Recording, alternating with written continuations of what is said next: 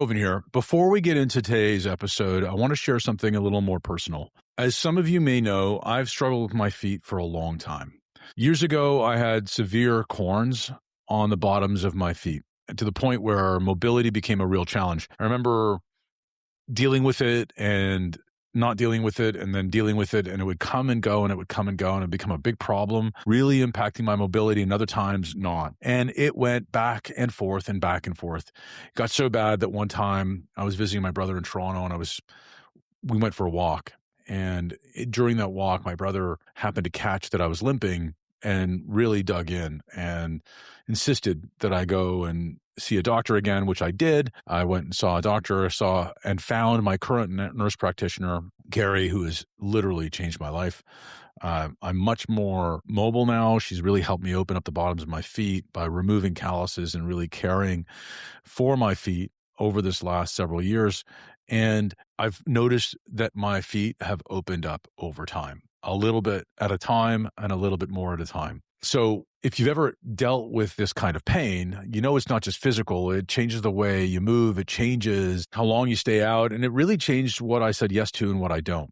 And I wanted to refuse to give myself that excuse that I was just getting old and it was something I had to deal with. And this was just going to be a reality of the future. I wanted to do something about it. So over time, I became increasingly obsessed about foot health. With the guidance of a great friend of mine, I started to engage in a number of pieces of practice. I started to roll my feet on hard plastic balls like super balls. I have a stone mat underneath my desk where I put my feet on, and I'm constantly sort of massaging various pressure points on both of my feet. And so I'm resting my feet on a uneven stone surface, little river stones on a mat. And I also have various other devices, including, these cones that I have underneath my bed that semicircles, I guess, semicircular cylinders that I use to improve my foot splay. So I rest my feet on it in different angles to be able to open up my feet more and more over time. Something that used to be very painful and now feels very comfortable. So, like I said, I've done a lot. I've switched entirely to barefoot shoes, Vibrams at the gym, barefoot shoes just about everywhere else, toe socks everywhere I go. And even with all of that, I still haven't found a pair of running shoes that actually worked for me. I've spent hundreds and hundreds of dollars on running shoes over time. I certainly like good shoes, so I've spent many dollars on them. Nothing worked for me. And then I would try them again after my foot got healthier and healthier, and putting my feet in those old shoes would feel like almost instant pain, instant torture, instant constraint. And that changed when I met Rick. Rick is the founder of Stoke Shoes, and you're going to hear his story in a second. And maybe you've had a moment like this where something just shows up at the right time, and you don't fully know why you're paying attention, but you are. And hearing Rick's story, feeling his conviction, I decided to give Stoke a try. And for the last few weeks, I've been wearing them alongside my barefoot shoes. And I'll tell you this, they feel great. So here's one of their models. I believe he calls these ones the FOMO.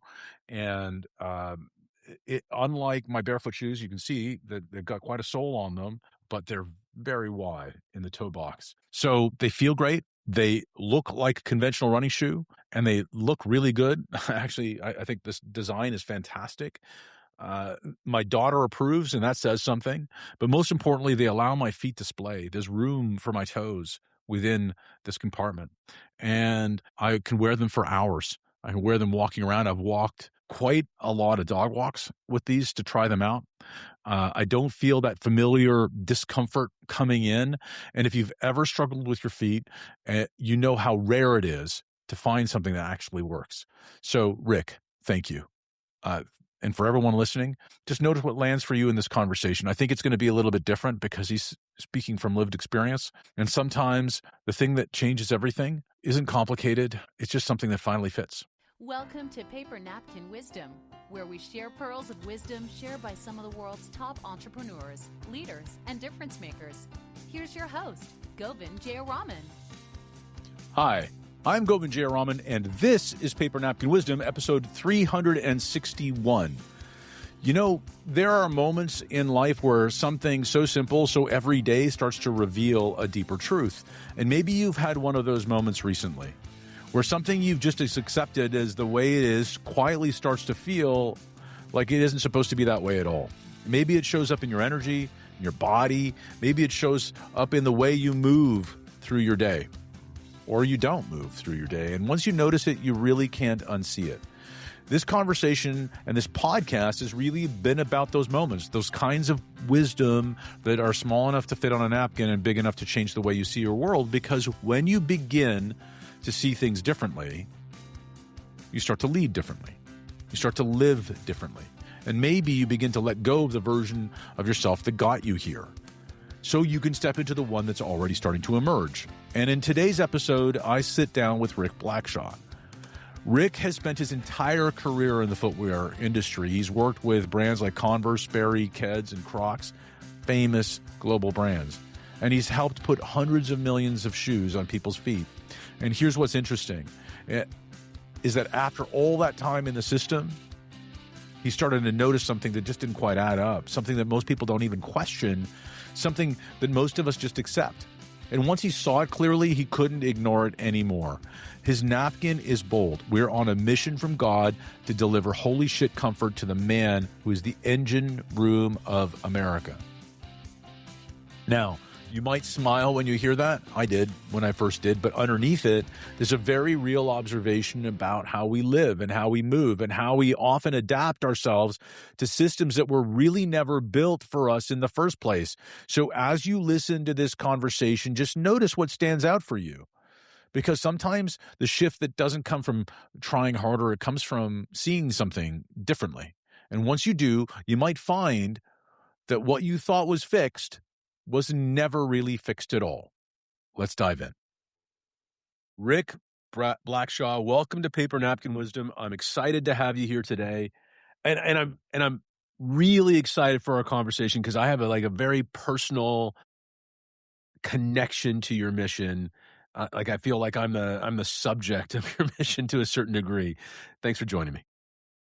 Great to be here, Govindh. I'm really excited to talk about Stoke and where that came from and where we're going. So really excited for the conversation. So you shared on your napkin, we are on a mission from God to deliver holy shit comfort for the man who is, what does it say? Every room in our the engine room of America. The engine room of America. Sorry, that's and it can be Canada too. Yeah. So we're saying North America, right? You just dropped the North. It was assumed. Listen. So here's where I'm so excited about this. Since I was 16, so a couple of weeks ago when I was 16 to now, literally, I mean, for me, this is a very personal thing. For almost 40 years of my life, I've had issues with my feet. I've had corns come and go on my feet, and for the most part of the last 20 years, they've stayed there. And I've recently discovered it's because I'm squeezing my feet into shoes that aren't helping me. And I've done all the stuff that the doctor said. I've changed my shoes. I've bought new shoes. I'm spending hundreds and hundreds of dollars in shoes all the time, and it's not working for me. And here you're on this holy shit comfort revolution mission, and I had no idea. How'd you find your mission? How'd you find this? Well, if we roll back, I started in the footwear business, 2 weeks ago when I was 16 as well, and I didn't look like we're the same age. We're early savants. Yeah, I didn't look like Colonel Sanders back then. But I've worked for way back when Timberland, Reebok. I ran the Chuck Taylor business for Converse / Nike for 9 years. I ran Keds, I ran Sperry, I ran Hey Dude.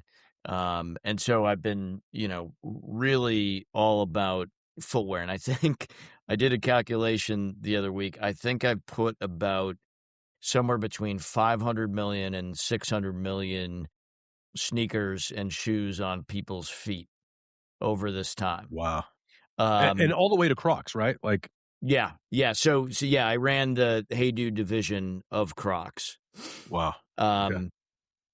And so, mission from God, I think it's maybe a little bit of an oblique reference to the Blues Brothers. So I probably 3/4 of your audience has no idea what that's about.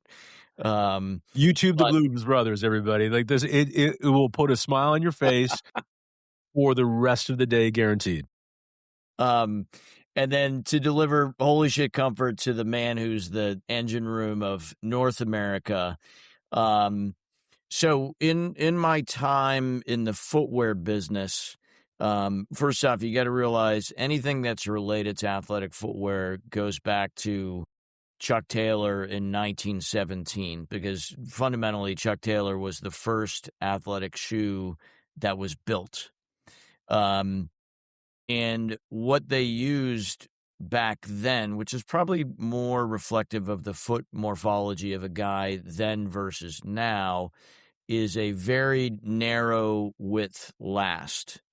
And so athletic footwear, what we like to call big sneaker, has been running with this century-old idea around at the end of the day, it's exactly what you're experiencing, right? Like, that's fine if you're, a 15-year-old kid playing basketball, an 18-year-old kid playing soccer. Like, a lot of times you actually size down your shoes so you have no gaps but for anybody over the age of 25, it's horrible. And it literally is the pathway to, instability, bunions, neuroma, discomfort, like you name it, that's what it delivers for an adult population.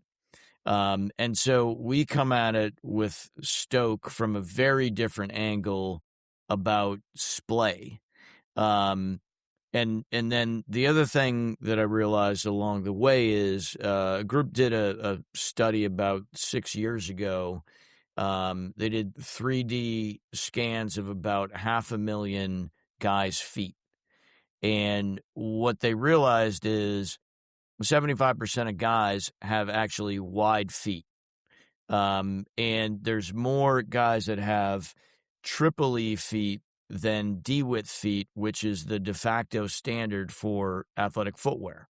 And again, it gets back to, containment and the fact that the guys don't know. Like, the last time you were probably on one of those metal Brannock devices was when you were 8 years old in Ottawa at the local shoe store with your mom, and they said you were, a size 8, and you were, maybe they talked to you about your width, right? And so the crazy fact is 75% of guys have wide feet, and only 25% of guys are buying wide shoes. And again, I relate it back to Big Sneaker and their pernicious mission to, drive this idea in the consumer's mind about it's about containment when it really isn't. And so, kind of knowing that, we went after that. We went after it with a suite of innovations for our guy. We got this slip-on stoke out technology. At the end of the day, I love to tie my shoes, said no one ever. We've got what we call big ball girth, which is not only, fun to talk about, it's an actual benefit. So the ball girth is a technical term that relates to the ball of your foot, right? The circumference from the ball of your foot to your fifth metatarsal. There's a lot of shoes that they make out there that are wide, including some of the brands that you had mentioned before we got on air, that are wide at the net of the shoe, right? At the footbed. But the problem is, because athletic footwear is focused on this idea of containment, they actually don't feel wide in the toe box, right? And so we're focused on this notion of big ball girth.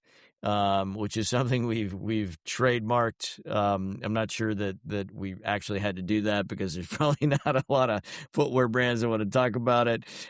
We've got this Mansplay midsole, and the idea behind that is in the forefoot, the shoe is not cupped, right?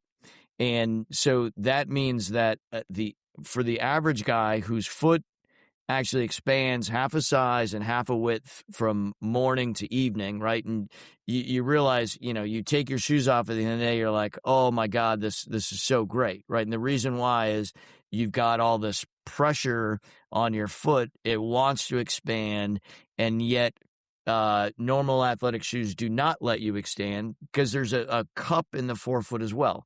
And so we eliminated that cup. It allows your foot to spread out. And then the last thing is this technology we call Power Stack, which is the thing that really delivers that holy shit comfort, right? And you'll notice it's a thick stack if you go to stokeshoes.com. And it's a low durometer, high energy return, and it's really kind of delivers this idea of comfort. Because if we relate it then back to the guy that's the engine room of North America, in my career I've done 35 focus groups with these guys. A lot of them have jobs that see them on their feet all day long. They're probably wearing boots.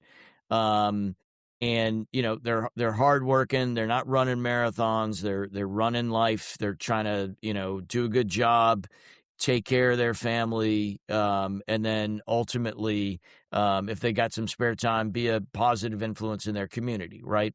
And so this guy who's on his feet all day long, is in having his feet, savaged by shoes that are too tight or not having enough cushioning, is the guy that we're after, right? Because the other thing about big sneaker is they're focused on 13 to 24-year-old kids, and they've got this because they think that that's what drives footwear culture. And they've got this absurd idea about everybody wants to be an elite athlete and wear these shoes, and you're going to run 4% faster, right? Mm-hmm. And between that and saying wear these shoes and you too can be like Harry the hipster in Brooklyn, it's a farce, because at the end of the day, 80% of the guys out there that buy a pair of running shoes or buy a pair of court shoes never use them for their intended purpose, right? They just simply want something that's comfortable.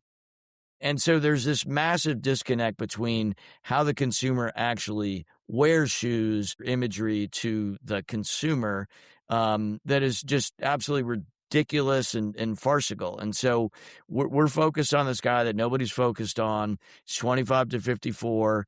And he needs something that is comfortable and sort of represents recovery from a hard day's work, or good times on the weekend. And so that's, and when we think about the guy that's the engine room of North America, these are guys that they might be first responders, they could be teachers, they could work in security, they could be on a factory floor, they could be at a job site.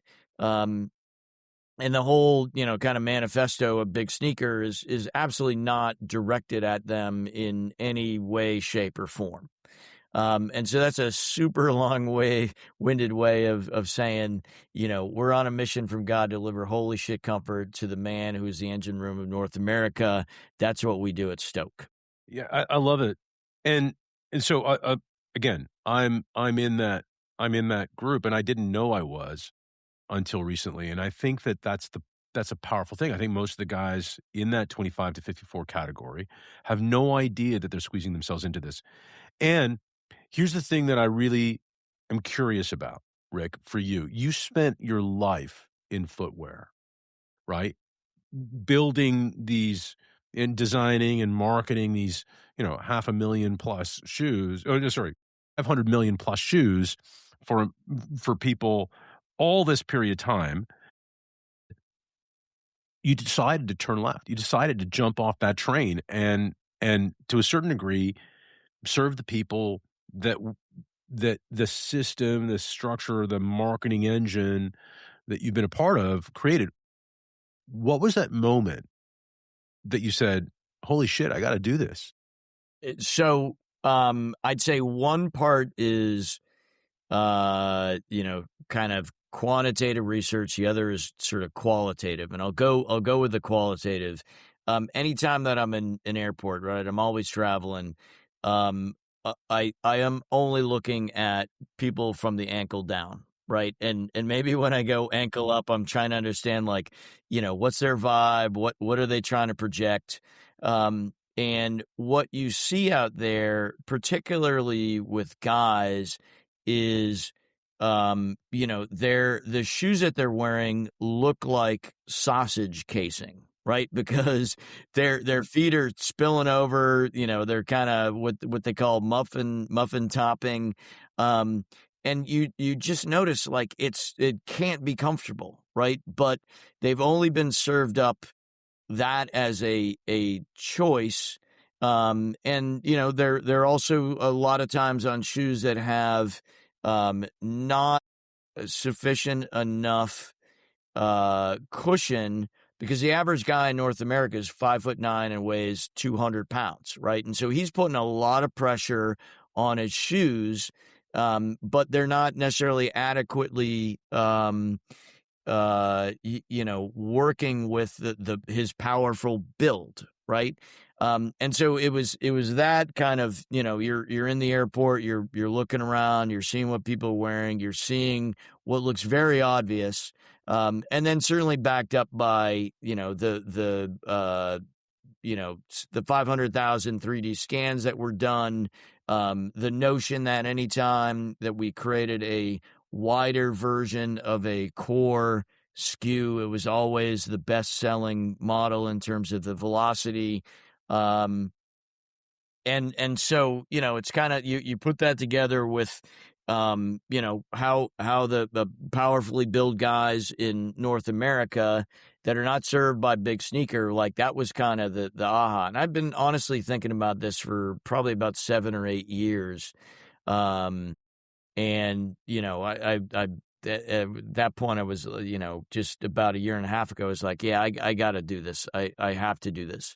And, we set apart and did a bunch of research prior to when we started Stoke, which was about, fit and wear tests with the guys that were our target audience. We had a 12-week fit and wear test. Half the guys, the moment they put on these shoes, were like, I love these shoes. We also did some brand concept stuff. I don't know if you've been on our website or our Instagram. Yeah, Or any beautiful website, beautiful Instagram, everybody. I mean, check this stuff out. It's amazing. Yeah, we've got a real male centric sort of humorous style. And immediately in our research we noticed that 80%, 88% of the guys were like, yeah, this brand resonates with me. A third of the guys, after basically a 5-minute survey, was like, this is my brand.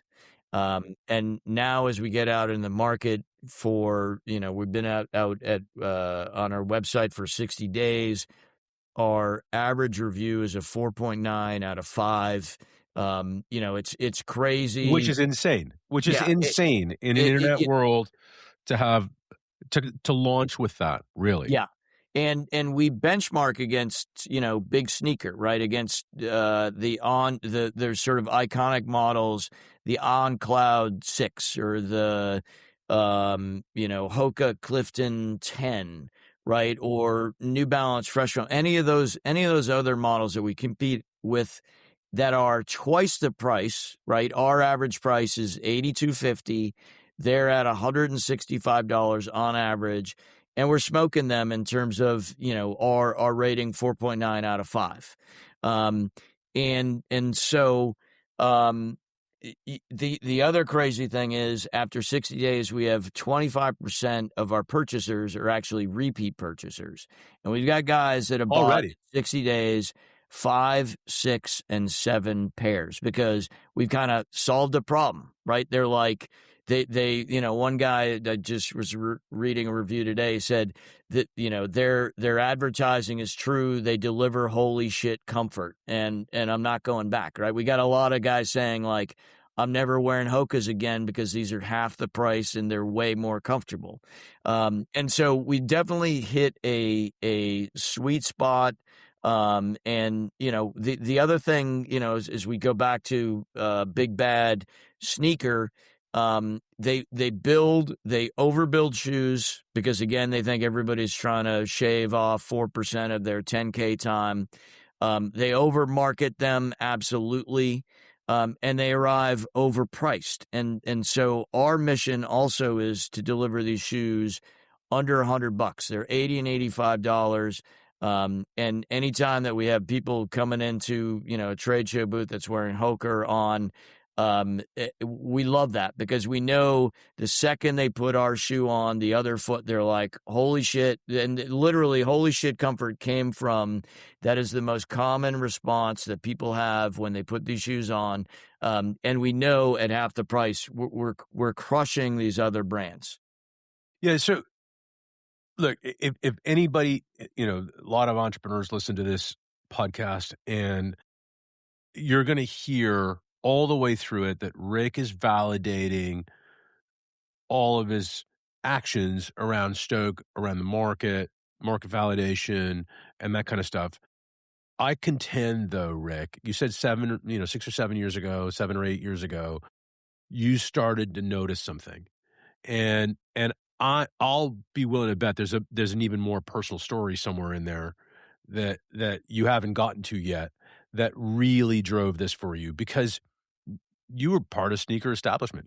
I mean, truly, 500 million shoes that you were participating in the marketing of. You helped make those things happen. For you to jump off that train, there had to be something personal. And you noticed that. You noticed something that was first out of the corner of your eye and then became the focus. And what was that personal story for you?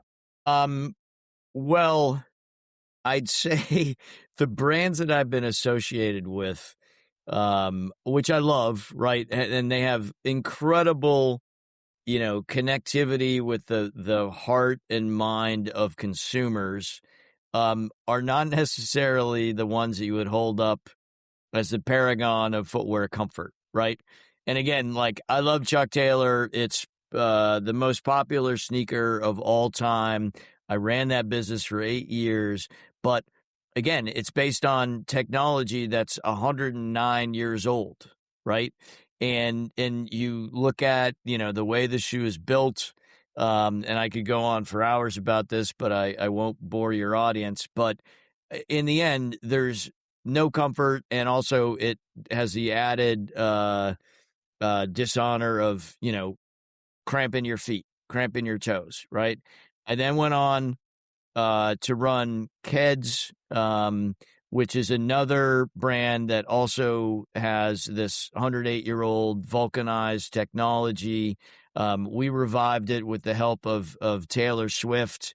And, we really focus on being pretty much exclusively a female brand. So the same, not comfortable, tight. I then went to Sperry. I ran Sperry for 3 years. Think about boat shoes, right? There's not an ounce of comfort in them, and they're also tight. And then, I was a CEO of CCM for a while. I would leave hockey skates at another level of discomfort. If everybody wears them 2 sizes small. I mean, if people don't know about hockey skates, it is the ultimate constraint tool. Like, it is. Yeah. Just brutal. It absolutely brutalizes your feet. And then you go, I ran Hey Dude, and that's a great shoe that's got the fancy of many people in North America. But if you weigh over 150 pounds, you're feeling every pebble that you step on, right? Because there's really minimal cushioning. And also it's built on a narrow last, so you can literally see your fifth metatarsal and the ball of your foot poking out the sides of them, right? And I thought about, like, all those brands have great connections with the consumer, but it's not because of the utility of the product, right? Like, if you looked at it with a straight eye and straight feet, you'd be like, this is not the solution for what ails my feet. But Well, the if you look brand at is it, like if you look at your foot and then you look at the shoe, yes, right? Like they're just Yep. they're different shapes. Yep. They're fundamentally different structure. And one of the things that I learned a lot about, and you're talking about right here, Rick, is the metatarsal, but really, so there are 3 arches in your foot. The only one that the typical shoe company cares about is the arch on the insides of our feet, right? That's the arch that everybody seems to want to protect. But the transverse arch has way more to do with your overall foot health and comfort than anything else. Yep. And the transverse arch, by the way, for those of you who are thinking about it, is the arch that goes on right behind your toes and goes left to right or right to left on just behind your toes on the foot on your foot. And almost every shoe seeks to constrain the transverse arch and almost break it. Yeah, it's just crazy. And you think about, this is in North America, there's probably about $100 billion worth of shoes sold each year, right? And Sorry, say that number again. $100 billion. $100 billion of shoes. Yeah. And you think about that crazy disconnect. It'd be like if shaving, razors thought about like, oh, I think we're building because guys like to shave their armpits, right? And they didn't realize, no, actually guys use razors to shave their face, right? Or if you had, a car company that was marketing minivans and they focused on, F1 drivers and sort of the performance, right? Like it's crazy. The disconnect is absolutely crazy in terms of how people's feet actually are, the foot morphology. And then this idea of, we're going to deliver you elite performance or you're going to be Harry the hipster from Brooklyn, right?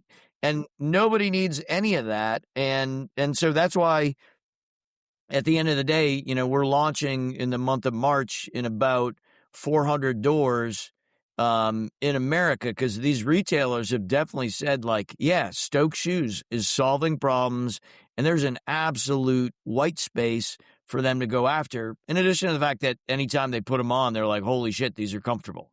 Yeah. So let's talk about this.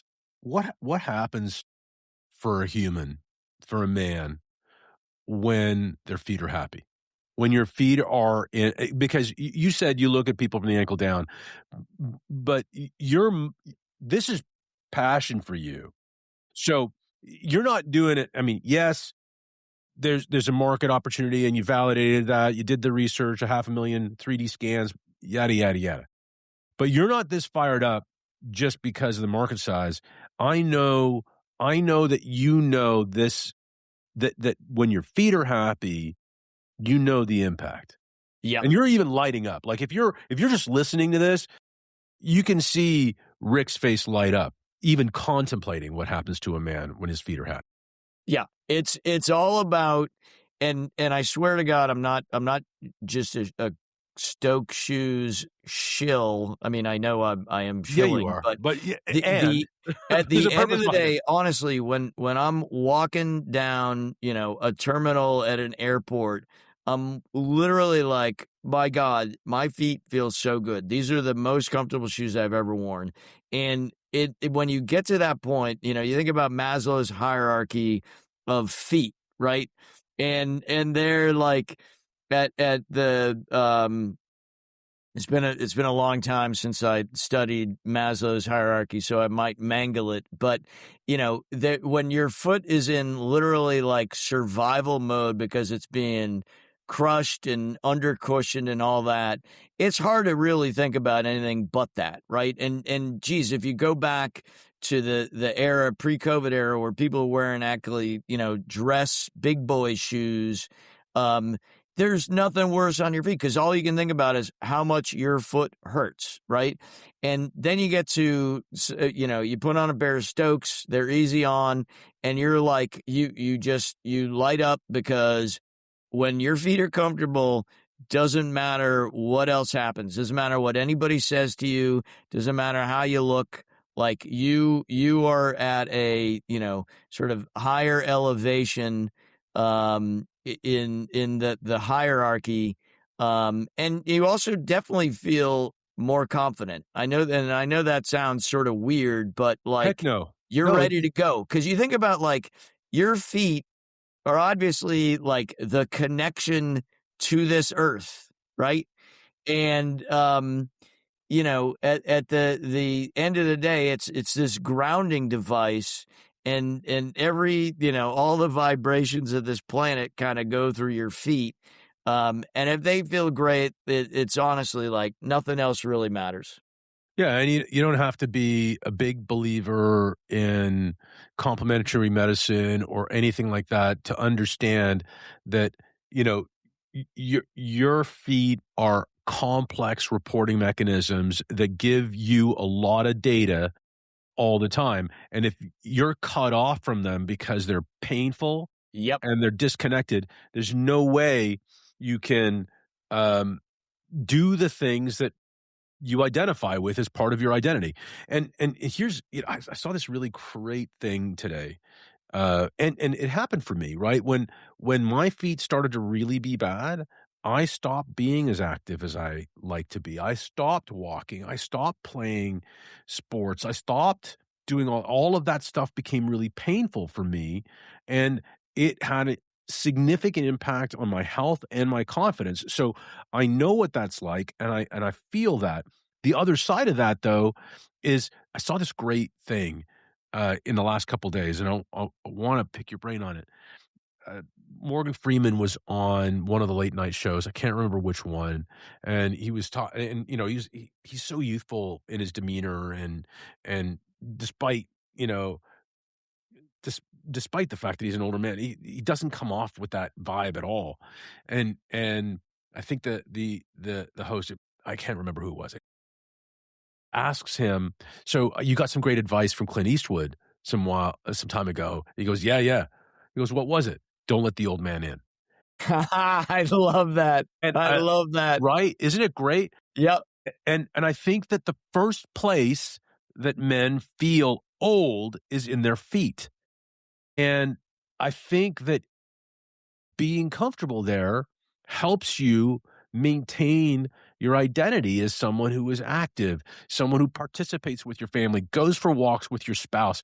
Like, this is the stuff that makes you a man. Let's go for a walk. Let's go play outside. Let's go do this stuff. And I think that allowing, sort of opening the door for that level of activity gets that average 5'9", 200-pound guy down to 180, feeling better about himself, feeling better about his role, building his confidence so that he can be a better support to the people around him. Yeah, 100%. And I don't know if it's, sort of correlative or causative, but there's definitely studies that have been done that say basically 60% of the people have some form of foot discomfort, right?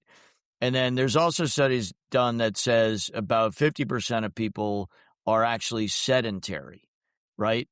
And I don't think it's a great leap of faith to say that those two are it's probably more causative than correlative. And you're right, like at the end of the day, it's you got to keep moving if you don't want to let that old man in, right? You got to keep moving, and you see it. You see it with folks that are older, that are active, that still have that gleam in their eye. It's really important. And the other crazy stat that we came across as part of this is the average guy in North America in the, I think it was early 70s, right? So it was like they did a study 50 years ago, weighed 160 pounds, right? And now he weighs 200 pounds. And so with that, if you relate it back to the activity level, if you relate it back to foot morphology, all that pressure, all that discomfort, like it's a big deal, right? There's definitely societal impacts. And so I think in a small way, we're trying to, turn the tide on that and keep people active. The last thing that I'd say on that is, again, if you read our reviews at stokeshoes.com, you have people talking about my knees hurt, my back hurt, my hip hurt. I wear my Stokes. They don't anymore, right? And so we definitely feel like we're kind of doing our part to plus up humanity, in addition to making great shoes and selling great shoes. Yeah, and that what a great gift to give people back a part of their life in their real bodies.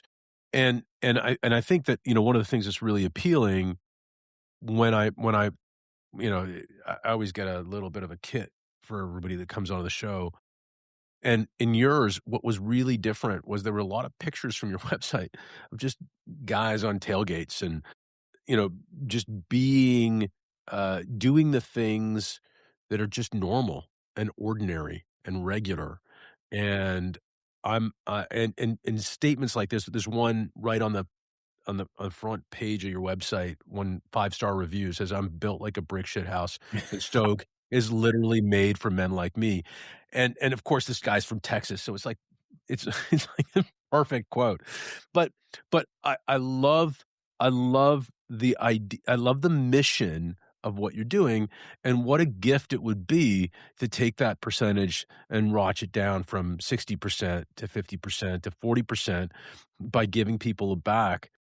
By letting men kick out the old man, like even if you let him in, get him out of your house, Yep. get that guy out of your brain. Yep. I love that. I love that. And as we think about that, I think one of the things we've been talking about is how do you incent folks to, get off the couch and get moving, right? Yeah, And yeah. so that is really what at the end of the day would have a massive impact if we can really start to affect that. Well, making it easier, right? Yeah. Everything about life. If you can make it easier for people to do something, you're going to do it. Comfort's going to do that, healing the pain that's in your foot, fixing the transverse arch, doing the things that you're doing around the foot morphology to support better foot health is going to help to do that. But your price point's also doing that because it's available. Like the thing is that it's available. So you're coming in to disrupt an industry. An industry that how it works. Like because you've deployed the resources at these major brands. You know what Nike, Sperry, Keds, I mean, Taylor Swift can do for a brand, right? Now you're the little guy. You're the ones that you used to, point the fire hose at and drown. And so you know what they can do. What does that do for your preparation as you as you open doors, as you get into retail and as you fight for that space on the shelves? Because that's tough to get into. Yeah. Great question. I think it makes us a lot sharper in the way that we project our mission and what this brand is about and how we draw a contrast to we talk a little bit about the bullshitification of athletic footwear, right? That they're not really hitting the mark in terms of how the consumer encounters the product. And the more that we can point that out through, even the way that we talk about and trademark our benefits, the way that we, our social reads, the partnerships that we're doing, everything is really focused on drawing a sharp distinction. And we know it works. Like we have that proof of concept that the product and its utility works. And then the feedback that we get on the way that we're, having a really kind of male centric, humorous voice, and that is, slightly antagonistic to the rest of the industry. We know it's working. We absolutely know it's working. Yeah. So, being the scrappy upstart works for a bit, right? And then sometimes we have to pivot and change that message a little bit. Are you concerned about that? No, not at all. I mean, there are basically 65 million guys in North America that's our target, right? 65 million guys that are basically wearing shoes that are too skinny, right? Or are 25 to 54 years old. And we know basically half of them, when they encounter the brand, or they put the shoes on, they love it, right? And so I'm not sure we're going to get to 50% market share immediately, but the avenue is absolutely open. It's absolutely open to us, Yeah, it because I really think is. people are just, they're perhaps slightly tired of the theater around and the pretense, and the artifice around athletic footwear, right? Because it's just not how they use it. It's just simply not how they use it. Yeah, and people just don't understand feet well enough. Like, I think one of the things that I did all the things that I was supposed to do, right? The check boxes on how to get rid of these calluses underneath my feet and these corns, changed my footwear, did it, did this, did that, did all the things. I even had surgery on one of my feet, which was about the most painful thing that I've ever experienced. I mean, unbelievable amount of pain, unbelievable amount of recovery. Every month I go in to have my feet tended to for literally years, and and it's a nurse practitioner that does this work. It's not cheap. So all of this stuff happens, and I'm still not making progress. The second I move to a different environment, and I showed you, Rick, that I'm a Yep. I'm into foot health. So I'm rolling my feet, I'm activating the lymph nodes underneath my feet on a regular basis. And the moment that I've done this, literally 2 or 3 weeks in, I feel like I've restored a great deal of foot health. I can't even imagine what these would do for me. And if I'd found these earlier, I really think that I would have saved myself 5 or 6 years of real intense inactivity and pain and disillusionment. Like, it is not, I don't think it's stating it too heavily to say something like, I lost a lot of confidence when I lacked mobility. I was too young to be feeling the way I was feeling. Yep. And you honestly, Govin, you have Big Sneaker to thank for that, right? And their Right. 100-year-old idea about shoe building, and like you said, like when you were 16, right? It was okay because that's kind of their mindset of building shoes is for that consumer. It's not. It's you get over the age of 25 and it's. Those shoes are kind of treacherous for your feet in terms of the way they think about building shoes. So, that's really, well stated, and hopefully we can keep a lot of people's dogs out of the doghouse, as they say. Yeah, yeah, and help the guys like me, um, and again, I think Stoke is built for men, for men's feet, for men's feet, and to help you build that confidence and mobility. And I think that if you feel like you can put on your shoes and walk around the park with your dogs and live your life, take your wife for a walk, do those kinds of things, do those normal things, walk run from one gate to the next if you have to make your plane, and not feel like you're in agony. And I used to even believe, like, I used to do a lot of keynote speaking in front of a room, and I'd be up there for a couple hours talking, and I thought that it was a normal thing to have your feet be in agony at the end of the day. Not just feet, like my feet, my ankles, my knees, my lower back, the whole chain was disrupted. And I thought that was a normal thing. And I just had to prepare myself for that, and I had a self-care routine going into it and a self-care routine coming out of it. And the fact that that's not a reality anymore is has changed the way I look at the world. And I think that's a powerful thing. Rick, I know that we could talk about this for a long time, and I'd love to continue the conversation. I think we've got a lot in common, and that was wonderful to share this time with you. This is the time of the show where I evoke a napkin that we got from a great guest many years ago. His name is John Rulin, and he gave me a napkin that says, "What you appreciate appreciates." And he started a mission of gratitude where he believed that if you appreciated someone, that they would appreciate and value not only for you, but for the community at large. With that in mind, he passed away suddenly about 13 months ago, and ever since we've been asking every guest to shout out someone and pay forward his gift of appreciation and gratitude. Is there anyone that you'd like to shout out in appreciation, Rick?